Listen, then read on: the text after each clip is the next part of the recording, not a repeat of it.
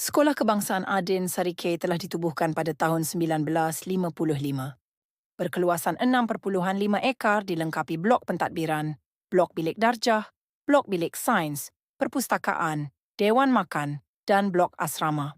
Dengan visi asrama yang memfokuskan kemenjadian murid melalui tanggungjawab bersama dan misi asrama melatih, membimbing dan mengasuh pelajar asrama agar dapat menjadi insan yang maju dalam akhlak dan tingkah laku serta menghormati orang tua.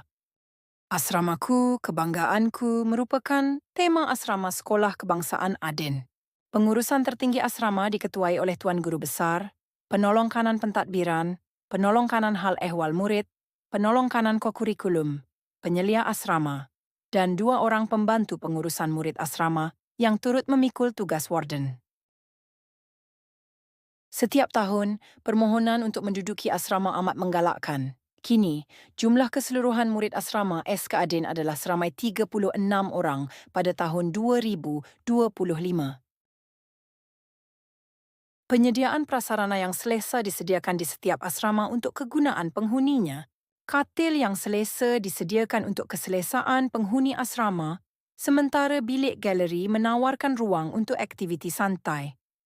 Selain itu, terdapat juga bilik riadah dan bilik rawatan yang memudahkan warden serta pembantu pengurusan murid asrama dalam memantau kesejahteraan murid, terutamanya mereka yang kurang sehat. Tandas dan bilik mandi yang selesa bagi keperluan murid asrama menguruskan diri.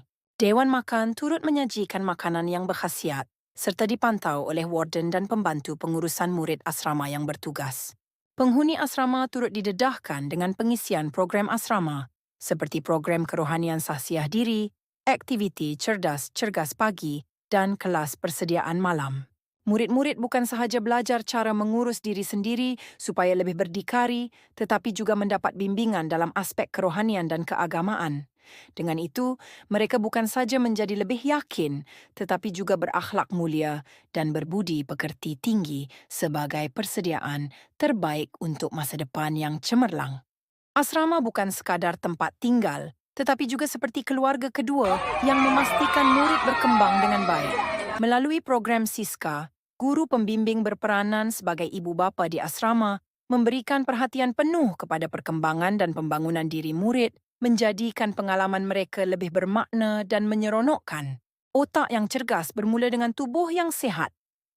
Sebab itulah penghuni asrama digalakkan menyertai pelbagai aktiviti kokurikulum, termasuk kebudayaan, kesenian dan unit beruniform, iaitu kebitaraan asrama yang membanggakan. Malah, pasukan sekolah telah meraih banyak kemenangan dalam pelbagai pertandingan, membuktikan semangat dan bakat mereka di peringkat yang lebih tinggi.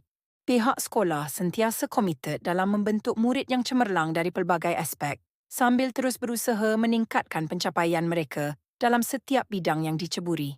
Dengan sokongan berterusan, setiap murid berpeluang berkembang dan mencapai kejayaan yang lebih gemilang.